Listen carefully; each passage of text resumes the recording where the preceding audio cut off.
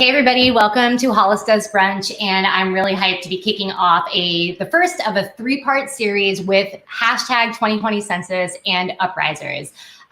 This is going to be a series where we collect really incredible creators, activists, and people who have been creating, doing, and fighting for representation. And we're going to be talking about what we've been doing over the last 4 months as everything has been disrupted and how our work has intersected with social justice and movement organizing. And the premise of why we're all here is the importance of the 2020 census. So essentially, as many of us know, the census happens every 10 years and is an opportunity for all of us to be represented and to be counted, which directly impacts the ways in which our federal programs and state programs and even down to our city programs are funded. And so we're going to be hearing more actually from Katie from the US Census Bureau. She's a representative who specializes in outreach. So please gather all of your census questions and we'll have an opportunity to ask. We're also going to have three incredible guests, Asia Jackson, actor, content creator, and activist, as well as MILCK, singer-songwriter who's going to be performing for us live.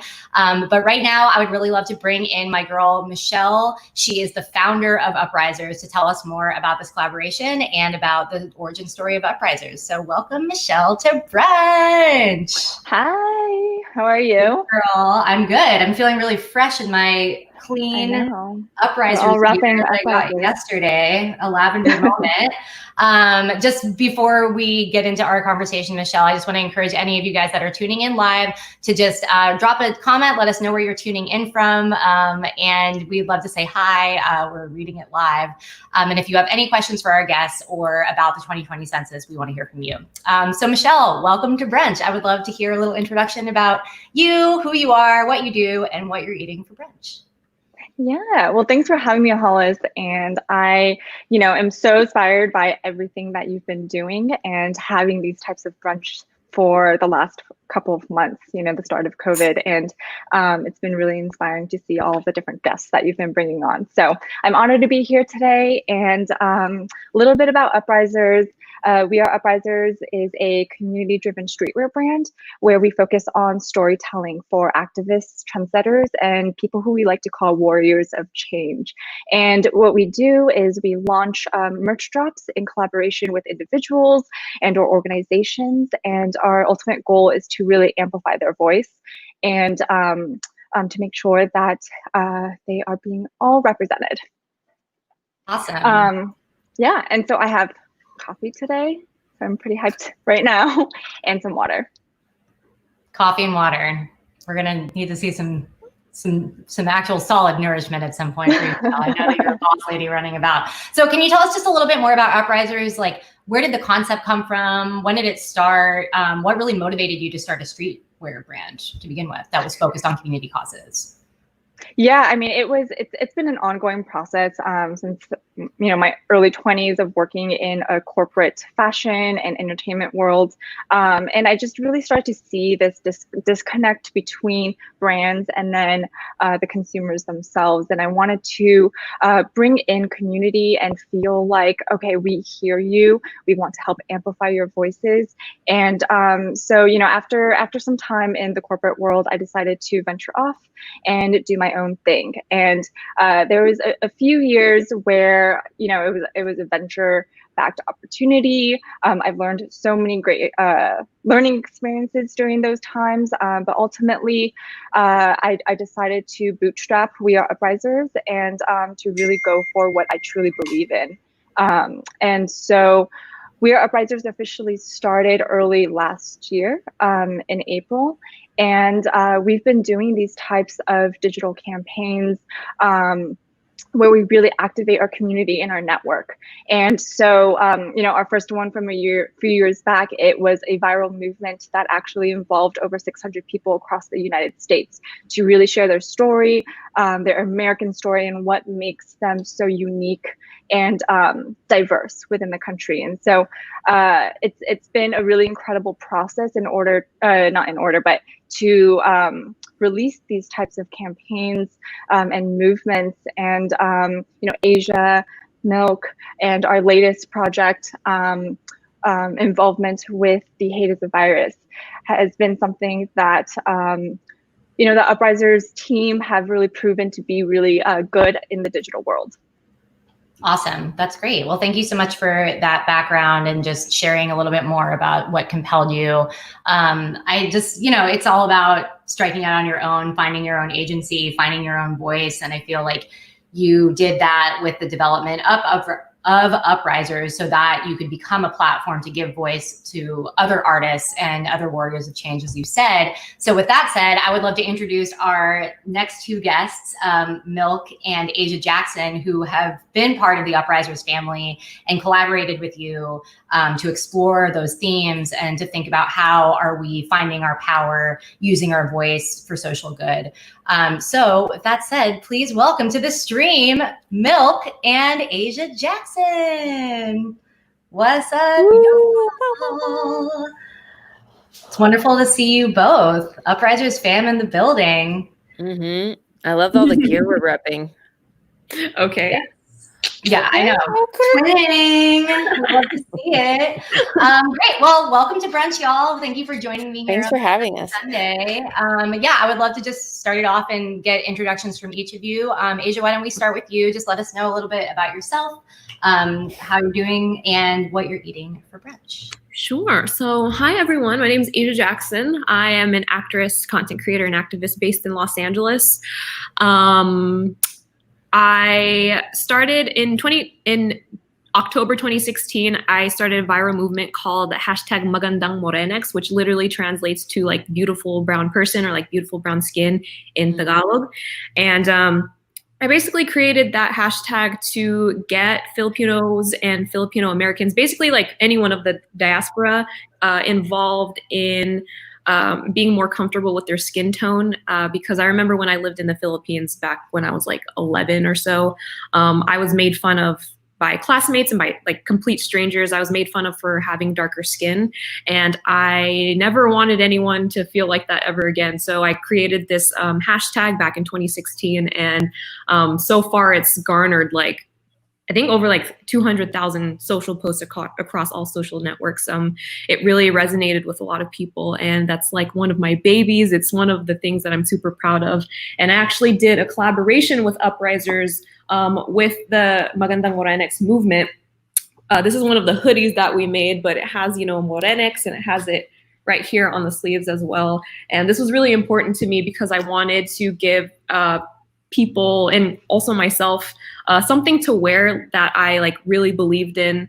And I was introduced to Michelle, and she introduced me to Uprisers, and this was a really wonderful collaboration that I was also super proud of. So yeah, that is my story. I also have a YouTube channel where I do a lot of beauty and fashion stuff. And for brunch today, I'm having a vegan carrot cake. It's very delicious. Try it. It's from Veggie Grill. That's so good. Amazing. We love a veggie grill moment, and we love dessert for breakfast. Okay, We deserve moments of luxurious taste in our mouth as we stay all the way inside. Well, thank you so much. The merch looks dope. Is that still available on weareuprisers.com? Yep, it's still available. We have hoodies, we have t-shirts, we have hats, we got it all. Amazing. Connie, let's kick it to you. Miss MILCK, please let us know where you're tuning in from, who you are, and what you're eating for brunch. Hi, everybody. I see all the comments in the comment section. Where's everyone from? I saw the UK. I saw some of that. I want to see some of the demographic info. That'd be really cool. Blimes is out there. Dressage. Awesome. My name is Connie Lim, and my artist name is MILCK, and it's spelled MILCK. It's my last name backwards and my first two initials, a symbolic turning of my traditions and heritages, turning them inside out to work for this third culture I'm embarking on as an Asian American. I loved hearing about Asia's movement. It's really cool to see her kind of claiming that and creating this movement using social media. I come from a kind of similar background. Mine was a little bit more of in like a it was like kind of a movement that happened from the Women's March. So I was singing at the Women's March with 25 strangers. I wrote a song called Quiet, and the chorus is I can't keep quiet, a one-woman riot. And I confronted a lot of the stereotypes and the restrictions that I felt as an Asian woman, as a woman, and just as a human being that lives in a commercialized society. And so the song ended up becoming its own movement. I can't keep quiet or one woman riot. Those are the two hashtags that have kind of spread over the world. And the song Quiet has gotten translated into different languages, from, you know, being sung in Ghana to Japan to Germany and Spain. So it's been this really amazing journey, because that song Quiet was my own song of healing.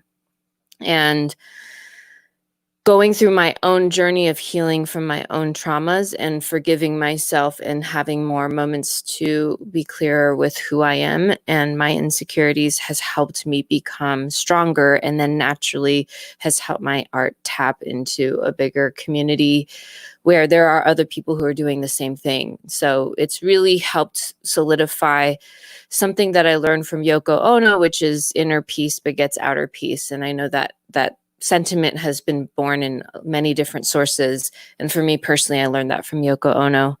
And so that's kind of that's where I work from. And I release music, and we'll have a new song coming out soon, reflecting on all the things that are happening in our world as we watch on our screens from our homes in quarantine.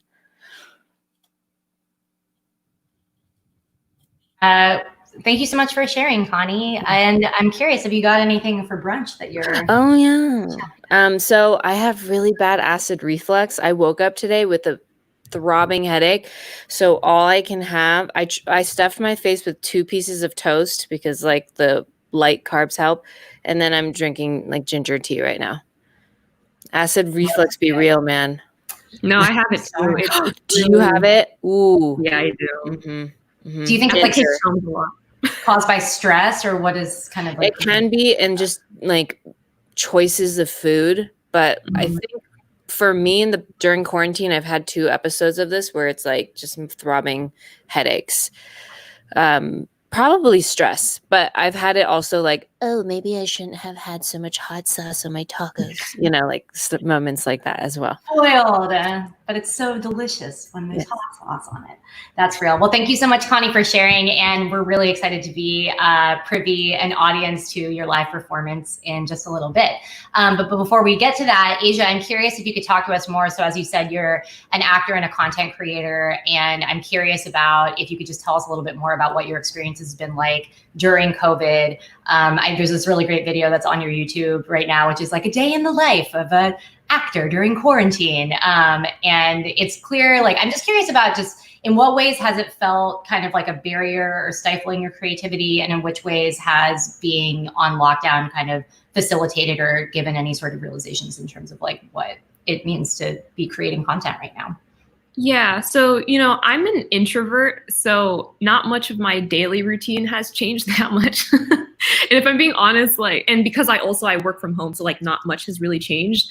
And if I'm being honest, quarantine, like, I felt better being locked in my house because it made me take a moment to like calm down and think about a lot of things. It also made me, like, in general, just slow down my mind. I've been able to meditate a lot more, and I've been able to be a little bit more focused because I'm not thinking about like running out of the house all the time. So it's actually made me a lot more focused and a lot more creative. There are a few times where I'm like, oh, I wish I could just like go see my friends, you know what I mean? But all in all, it's been pretty good for me. I've been trying to, again, like meditate more, take better care of my body and of my like mental health. So yeah, everything's been pretty good. As far as like the acting goes, because like Hollywood has like shut down. Like I don't know anyone who's like making things right now. It is a little bit difficult because, you know, I get all these like self-tape auditions where I have to audition in my home, like with my own camera, and then like I send it to the casting directors. And even though it's like not much different from an actual audition, there's an uncertainty of like, oh, well, even if I do get cast for this, when is it going to film? You know what I mean? So there's a lot of uncertainty in like the entertainment industry. So I feel like a lot of people are starting to feel a little bit hopeless in a way. But all in all, I think for me personally, it's been a really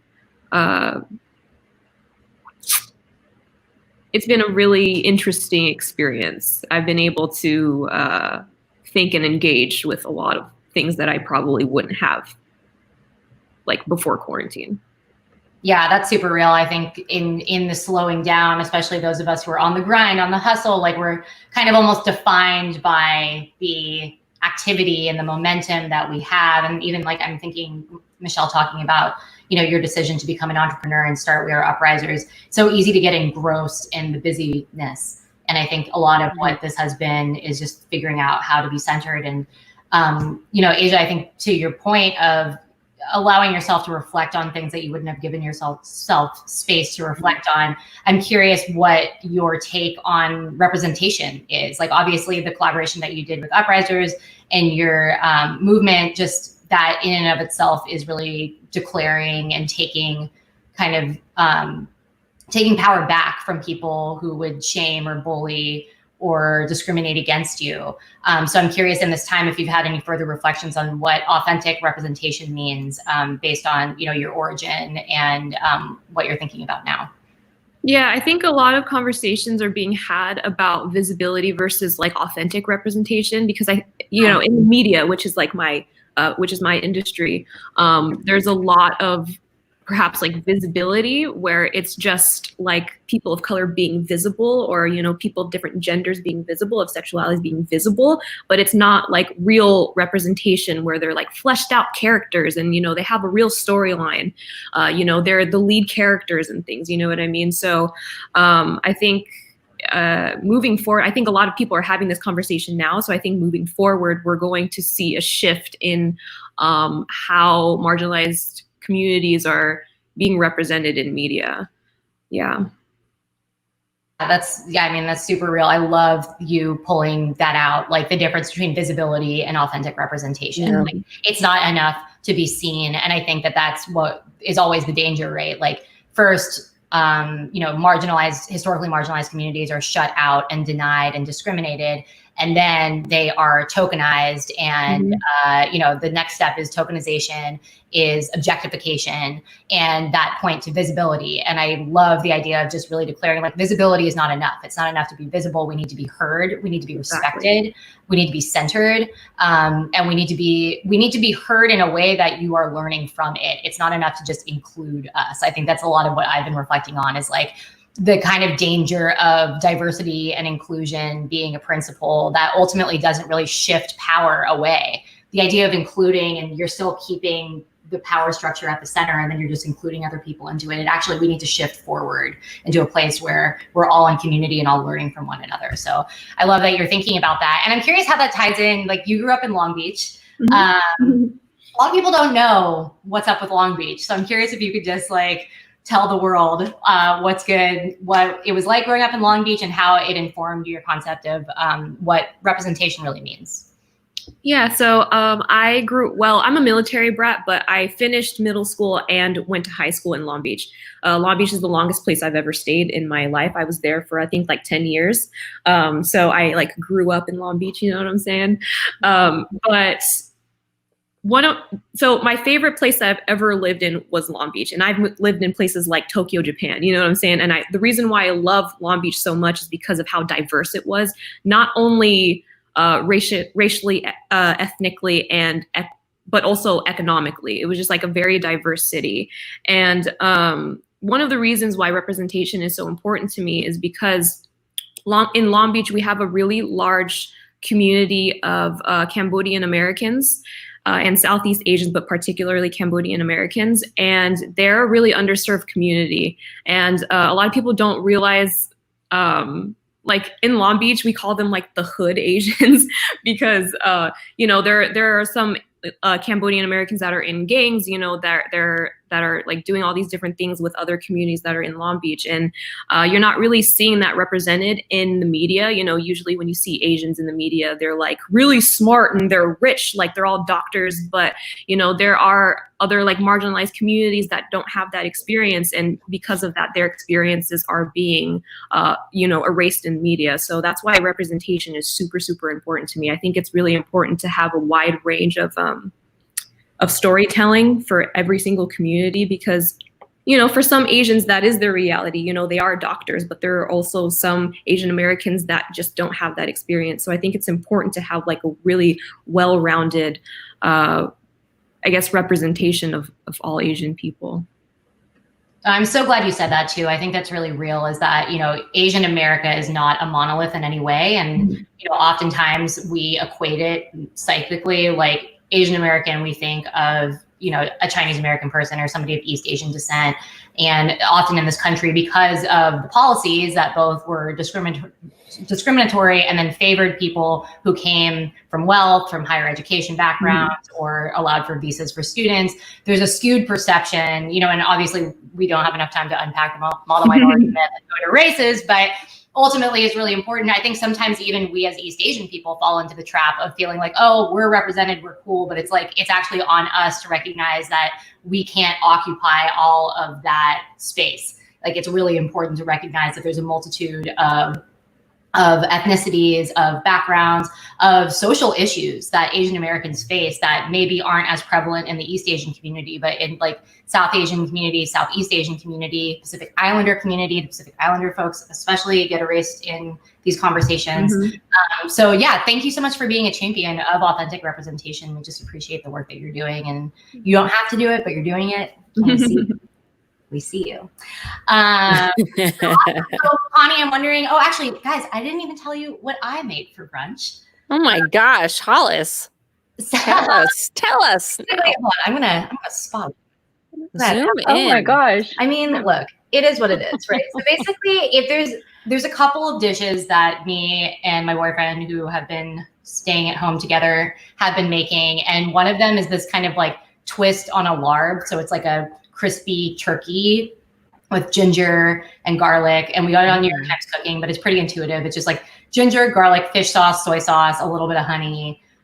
Fry the turkey, don't move it for like 7 minutes so it gets like super crispy and almost burnt on the bottom. Delicious. And then we put it on rice, and I've actually been making garlic fried rice as inspired by Filipino food. And then instead of neutral oil, I've been using coconut oil. So it's coconut, garlic, fried rice. And then I just like kind of inelegantly, fried an egg and then put some flakes on it. And that's breakfast, because I'm all about repurposing leftovers. It is like the spice of life for me. And that's that on that. That makes me hungry. I know. Even now I have acid reflux. I want to eat right now. I'll trade you a bite of this for a bite of carrot cake, because done. Okay, so moving to you, Miss Milk, I'm curious, just based on that, thank you again, Asia, for all of those really awesome thoughts regarding representation and ensuring that there's authentic representation and not just visibility for the sake of visibility to check the box and say everything's cool, right? So Connie, I'm curious, like, to your point, like, you as a working singer-songwriter, like, we have been dramatically impacted in terms of our livelihood. Why? What happened? And I'm curious if you could say more about how this time has been impacting both your creative process and also what's been inspiring the work that you're working on now. I just had a animated film of like cartoon version of me, like in one square being like, everything's fine. And then the next square, like despair and tears coming out like a fountain. And then it's just like this up and down. I wanted to say one thing, like based off of the conversation y'all were just having about representation. Just one more point was that the Asian American demographic, we have the widest range of disparity in wealth of any other demographic in the United States. So like the rich, there's just a huge gap between us. So yeah, it's Asia mentioned, like there's so many of the media representations of Asian Americans being the ones who've like made money in the society, of who found their way towards success. But there's a whole other story. And like Hollis, I like what you just said, and I take that to heart. It's like on us to make sure we pull everyone up.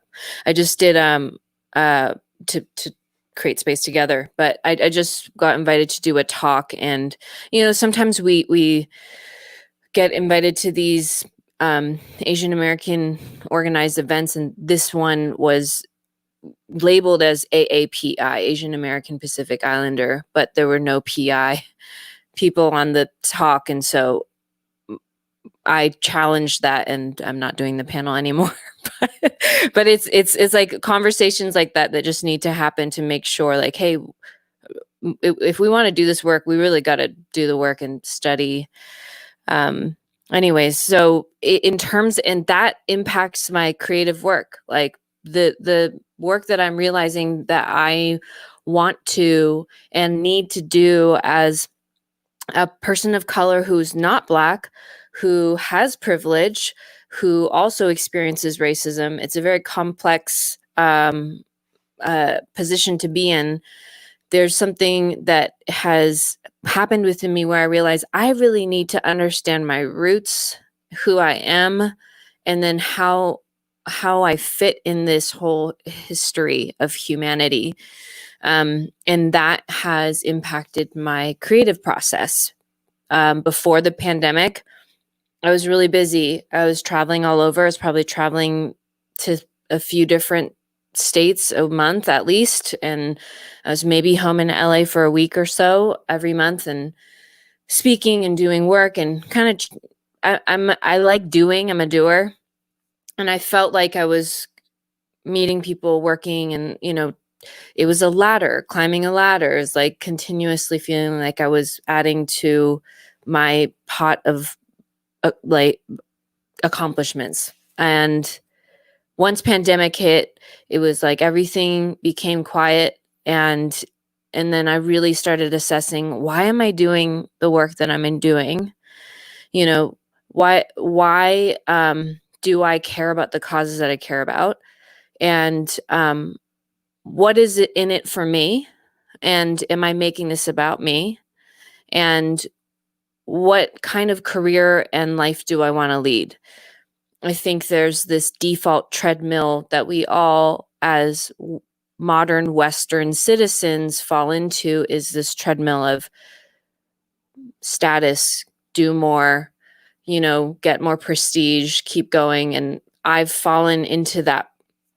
And with the movement that was continued to burst into the mainstream by George Floyd's murder, was this then unveiling for many of us. Unfortunately, it was an unveiling for many of us. And for many others, this has been going on for centuries. And for some of us, we're like, oh my gosh, this is really deep. And there's so much work we need to do. So my artistry has just shifted to, I'm signed with the major label, and I love working and I love building relationships and challenging myself in that way. But that is all like not even secondary, but tertiary, because the first work is this, second work is community. Third is what am I saying in my music? And then sometimes, what do I not need to say? And just kind of understanding that new nuance, deeper nuance. I wouldn't say new, like I've always cared, but at this point, it's like I feel freer than I've ever felt, because I am willing to lose the things that I thought as a teenager I wanted. And that gives me a lot of freedom to be able to pursue the truth.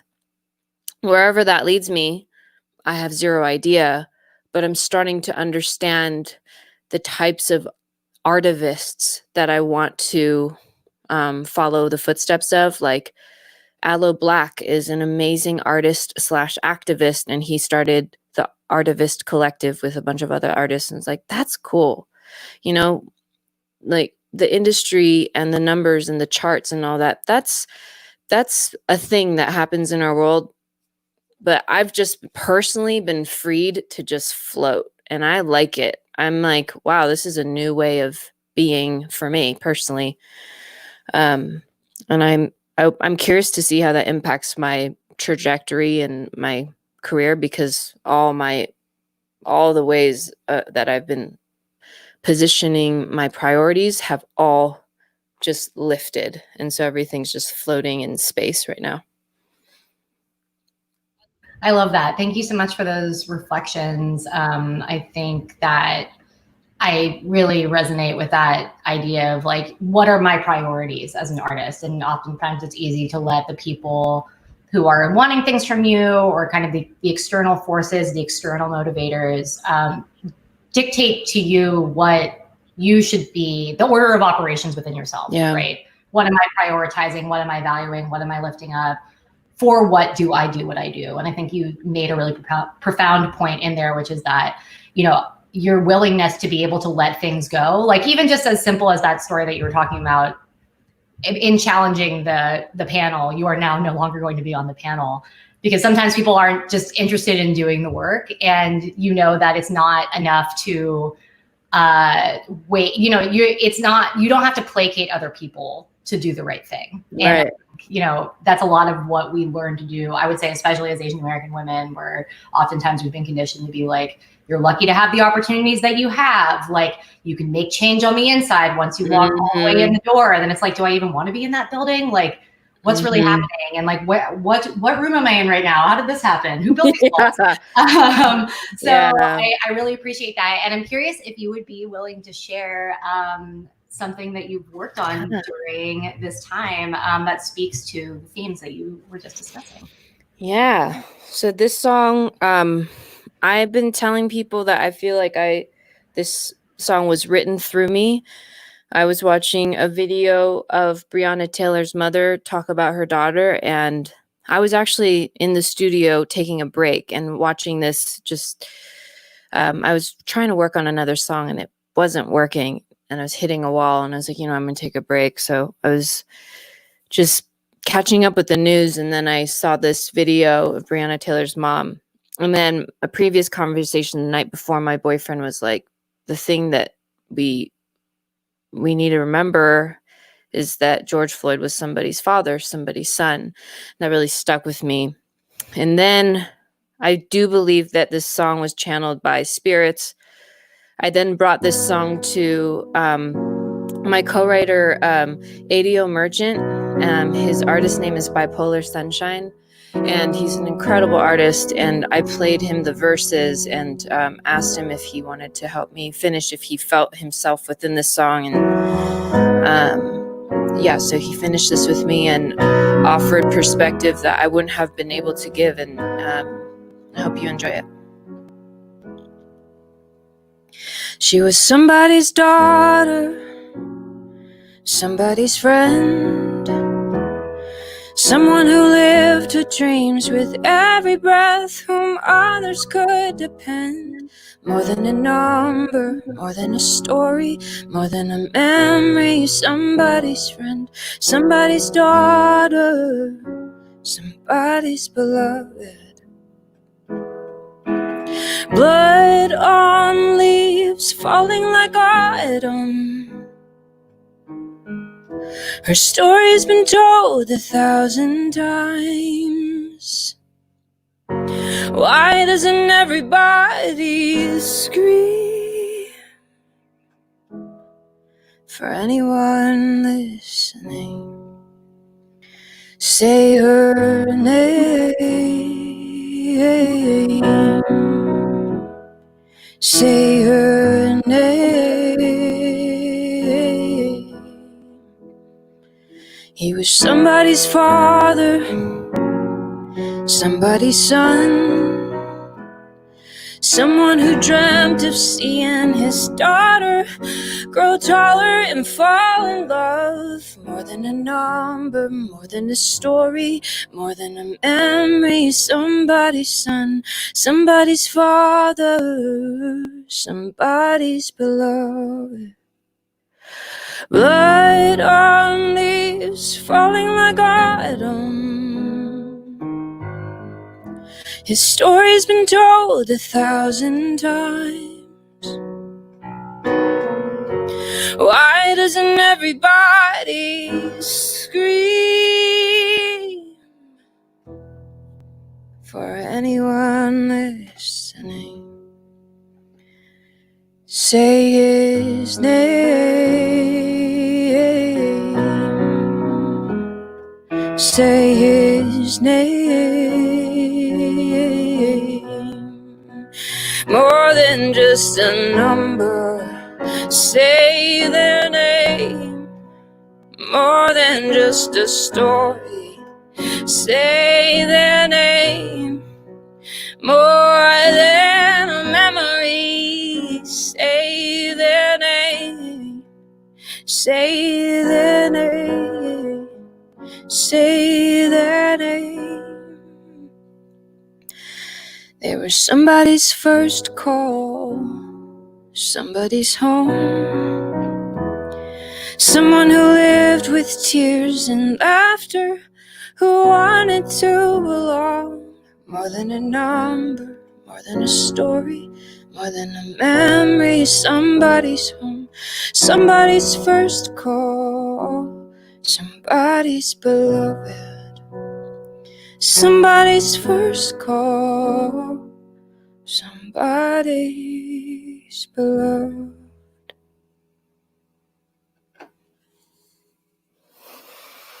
Wow. Thank you. Thank you so much for sharing. Thanks for Connie. listening.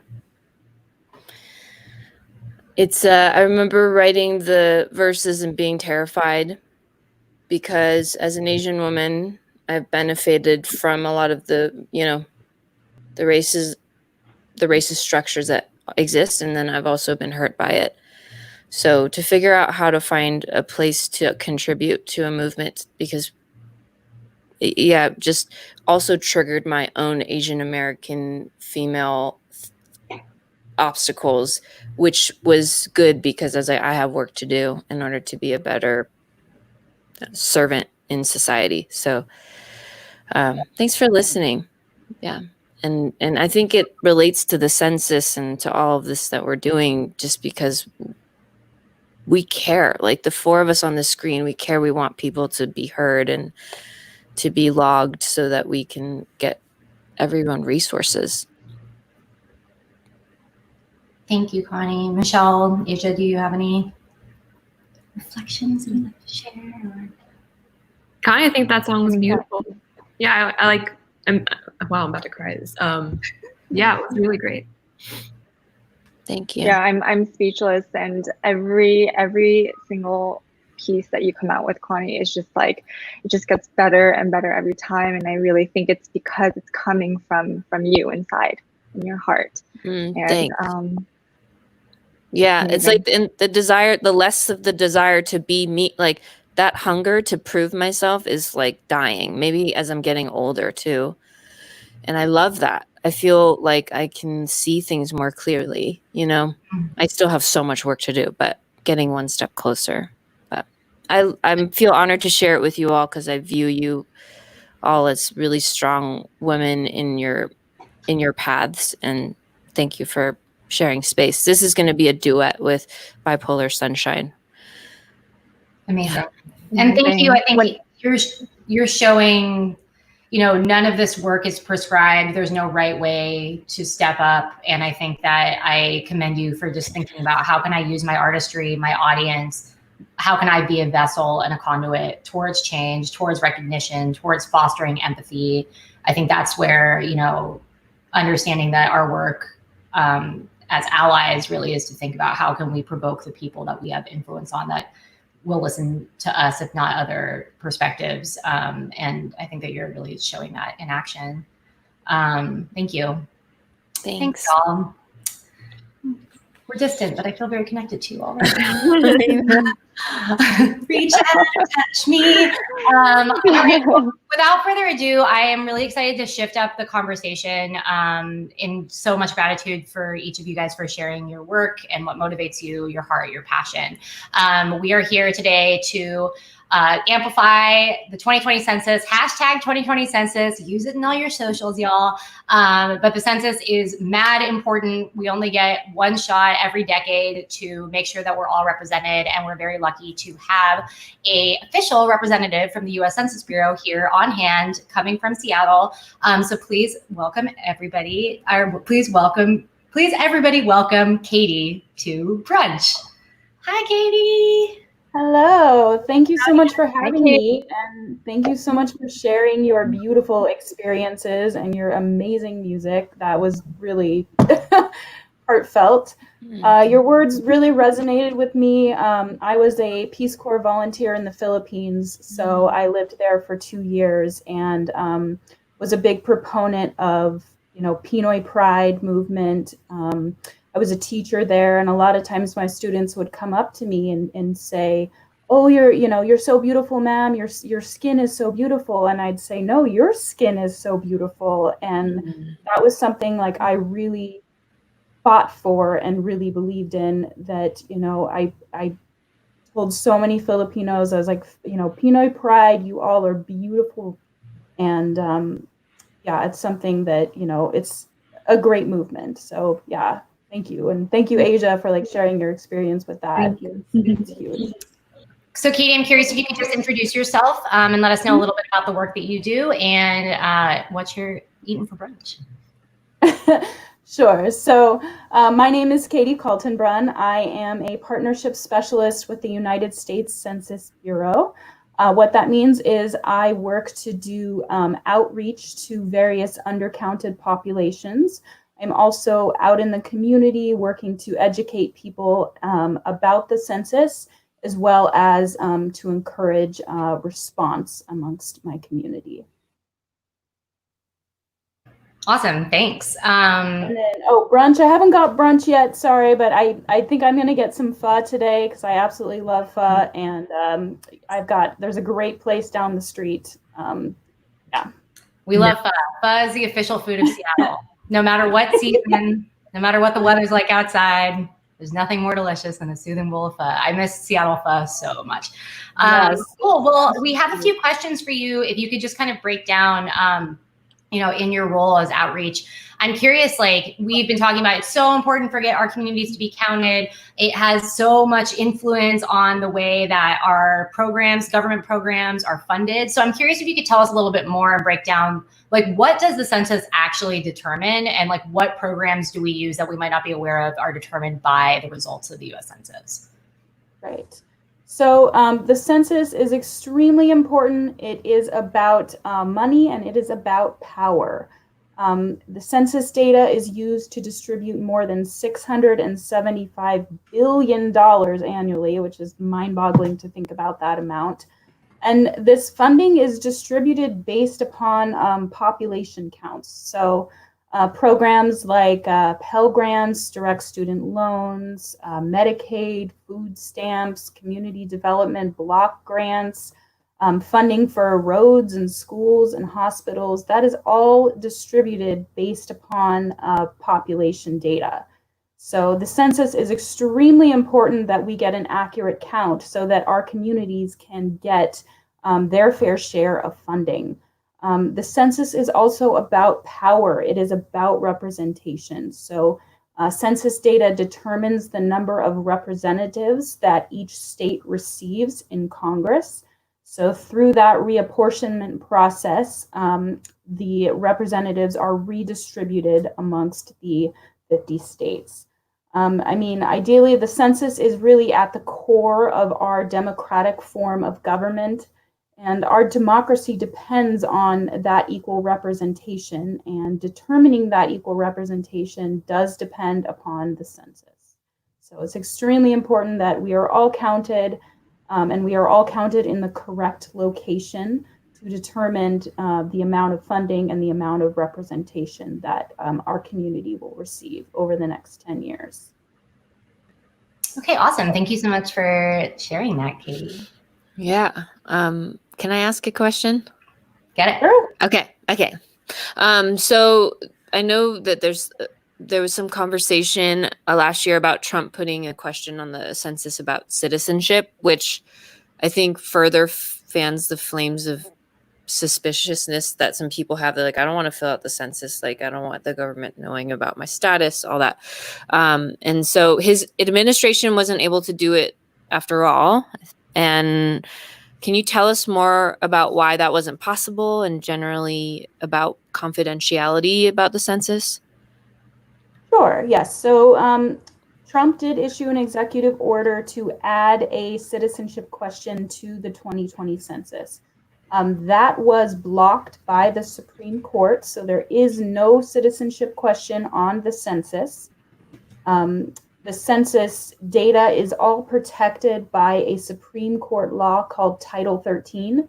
And Title 13 is an extremely strong law protected by the Supreme Court, which states that the Census Bureau cannot release any personally identifiable information to anyone. So what that means is we only share information in statistical or aggregate format. This is punishable by up to $250,000 or 5 years in prison. I've taken a lifetime oath along with, other Census Bureau employees, all other Census Bureau employees, that we will not release any personally identifiable information. Even inside the government, the Census Bureau does not release information to Department of Homeland Security, to ICE, none of that. It is restricted and kept up lock and key for 72 years. And after 72 years, the information does go into our national archives. And that's when things like Ancestry.com actually uses the national archives so that you can look up, your relatives. But for 72 years, that data is completely safe. It is completely safe to respond to the census, as we aren't going to share your information. It cannot be used against you in a court of law. That is all part of Title 13 law. Awesome. Awesome. Thanks so much for breaking that down. Yeah, that's good to know.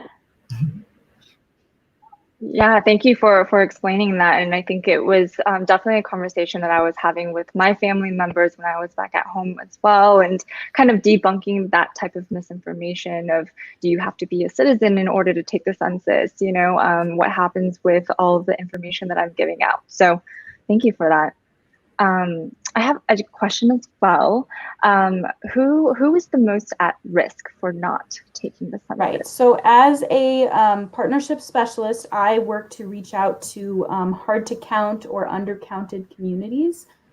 These communities can include immigrants or the foreign-born population, as well as homeless, LGBTQ, veterans, refugees, renters, college students, migrant workers, and children under 5 as well. So there's a number of populations that may be a bit hesitant to respond to the census.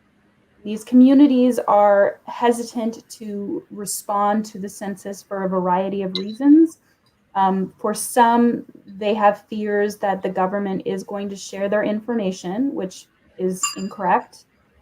For some, they might have difficult housing situations. They might be moving around.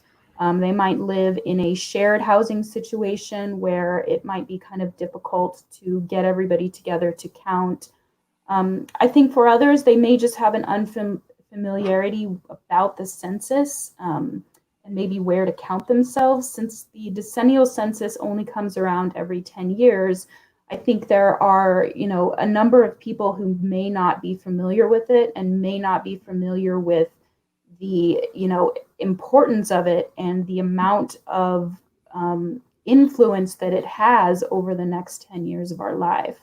So what I work to do is I work with these communities, and I work with a amazing team of very diverse colleagues, and we do outreach to all kinds of communities in all kinds of different languages to help dispel some of these myths and help to, encourage people to be counted.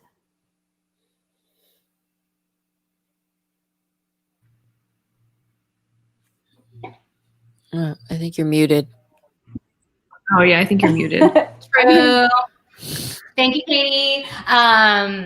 Skepticism and suspicion about our data is completely reasonable too. And I think that it's like really great, like to recognize that being wary is completely founded, and the census is absolutely the most secure, safe, and confidential data set that possibly could be. And, we thoughtlessly give our information out to sites such as the ones that we're streaming on right now, but really trusting that the Census Bureau will not report any of our data to any sort of other federal agencies. It's really held precious, and recognizing that, messaging that to the communities that are most at risk of not being counted is so important. Cool. Yeah, I mean, the census is only 10 questions. If you think about it, it is not asking for, a ton. It's not 20 million questions. It is only 10 questions, some very simple questions that we ask every single person living in the United States, because we want those people to be represented, and we want, to be able to provide communities, with funding, based upon those population. Totally. Yeah, I actually have a question as well. So I'm from Long Beach, and I remember when I was younger, I think, it was 2010. So it was I was 14 years old or something like that. I remember there were a lot of community leaders that were trying to get people to fill out the census, because in Long Beach we have a really large foreign-born population. We have a really huge refugee population. So I was wondering what is the best way for us to engage others to make sure that everyone in our community is counted for the census? That's an excellent question. I mean, I think we work within the community with what we call trusted messengers. And for example, all of you are all trusted messengers. We recognize that as the government, we may not be the most trusted voice within those communities. So we work with community leaders, and we work with places like churches and nonprofit organizations, because those people are trusted messengers of, bringing the census to their community in their own voice, in their own language, and communicating, the importance of that. So if anything, I would say that, all of you are trusted messengers for your community, and communicating the importance of the census, that it is completely safe to respond. The government's not going to share their information, and that it's going to affect the next 10 years of, life in their community, as well as it's about being, represented and identifying yourself as, a person,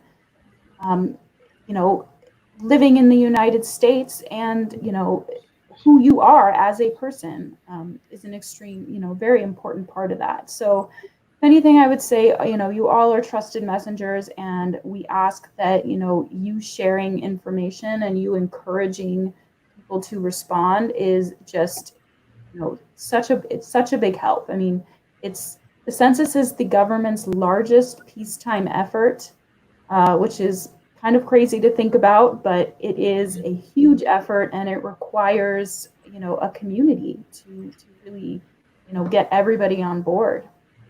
When you say largest peacetime effort, do you mean PEACE? And can you explain what that means for people like me who don't get it? I mean, apart from war, this is the government's largest effort. And so if I were talking to my aunts, and they're immigrants, and what are the benefits? What could I say? Okay, so for the next 10 years, can you recount those? Because I know you did, Sam, but I Sure. would love a repeat. Sometimes I just keep it simple and say, fun fact, the number of hospital beds in a community based upon the census. Oh wow. That's a really relevant one right now. Unfortunately, quite prescient. Yeah. Oh wow. The number of That's a good emergency start. responders, based upon population data. It's based upon, and it's over the next 10 years. That's the part that's kind of crazy to think about.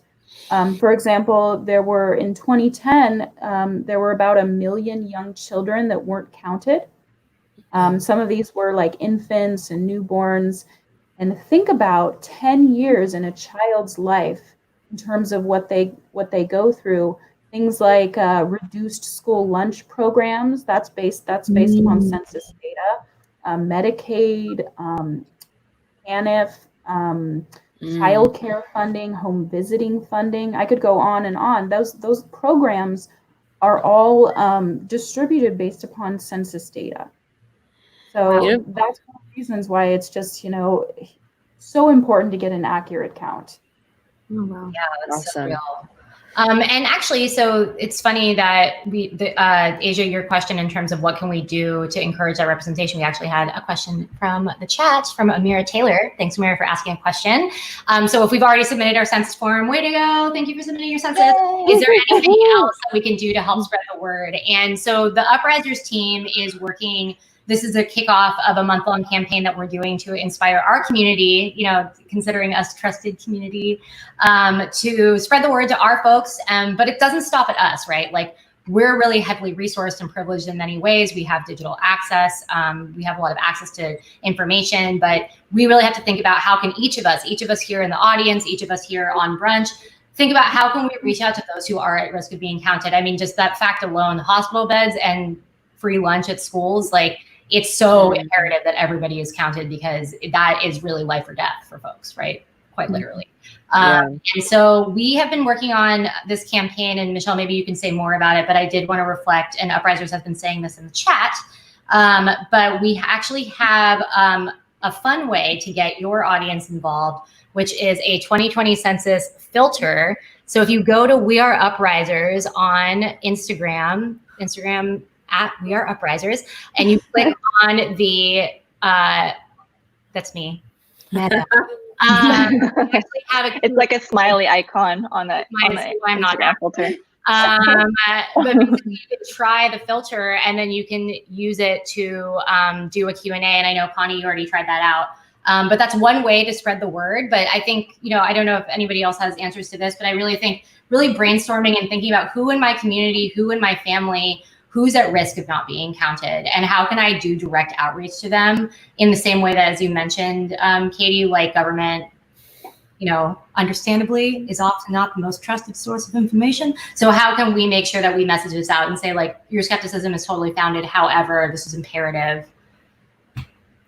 And just making sure that people sign. So there's some really good resources online. I mean, there's some great PSAs on YouTube from various celebrities and various politicians and singers and you name it. And those are really great to share.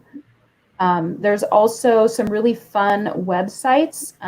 There's one called it's Count the Nation, or Creatives for the Count, and they have a bunch of really funny memes.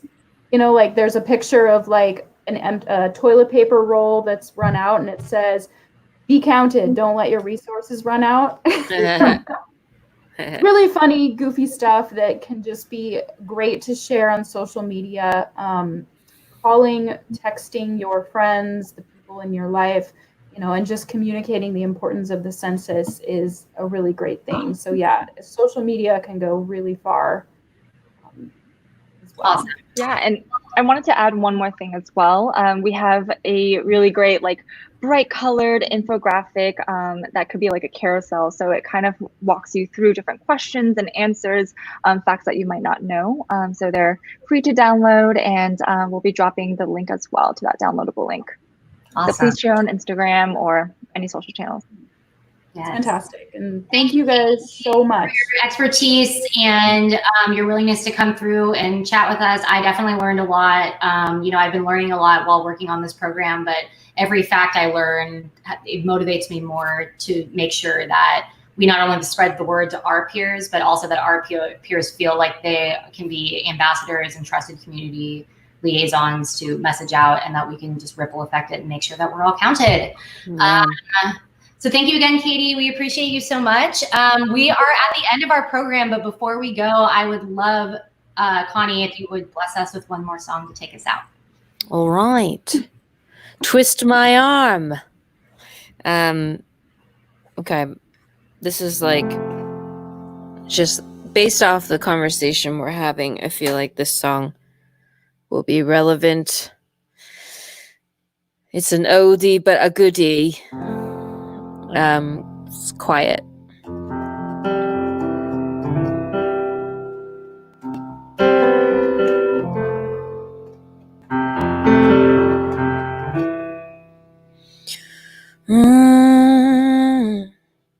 Put it on your face. Know your place. Shut up and smile. Don't spread your legs. Ooh, I could do that, but no one knows me, no one ever will. If I don't say something, if I just lie still, would I be that monster, scare them all away? If I let them hear what I have to say, I can't keep quiet. No, a one-woman riot. Oh, I can't keep quiet for anyone. No, not anymore. 'Cause no one knows me, no one ever will. If I don't say something, take that dry blue pill. They may see that monster, they may run away, but I have to do this. I can't keep quiet. No, I can't keep quiet. No, a one-woman riot.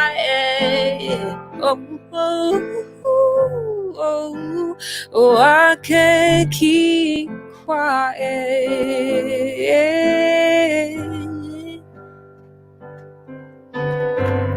Let it out, let it out, let it out now. Hey, let it out, let it out, let it out now. Oh, let it out, let it out, let it out now. Let's get people counted for the census of 2020.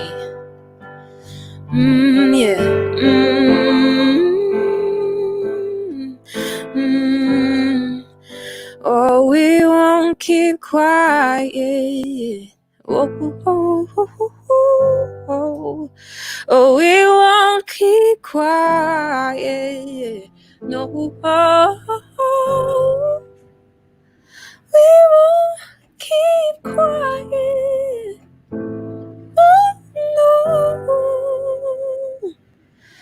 No, we won't keep quiet.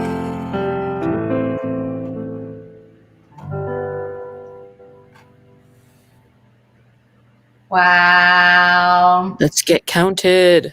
Yes, thank you so much, Milk. Thank you, Asia Jackson, for sharing space with us. Thank you so much, Katie, for coming through and dropping knowledge about 2020 census. Thank you for Michelle for being the reason why we're here and Stay Fitted. Thank you. Creating a platform for us to be heard and making sure. Thank you all for joining. Sending you guys so much love. I also wanted to plug really quickly, we're doing our first ever Hollis Does Brunch after party, where we're raising money for mental health resources for Black women, and live DJ sets and performances by Just Moni, Blossom, and Honeycut. So, sorry about that. So I'm actually dropping that in the chat right now. If you want to, oh no, I can't. Go to my Instagram, linktree/Hollis Does Brunch, and you can come through. But anyway, thank you all so much. Really appreciate you sharing space, kicking off this Uprisers and 2020 census. Make sure to share, make sure to hashtag 2020 census, make sure to reach out to folks in your community. It is so, so important that we are all counted this year. Its impacts will be felt for the next 10 years. So let's do it. Yes. Yes. Thanks for joining, everyone. Thanks for having me. Thank you, everyone. Awesome. Thank you. Thank you. Bye.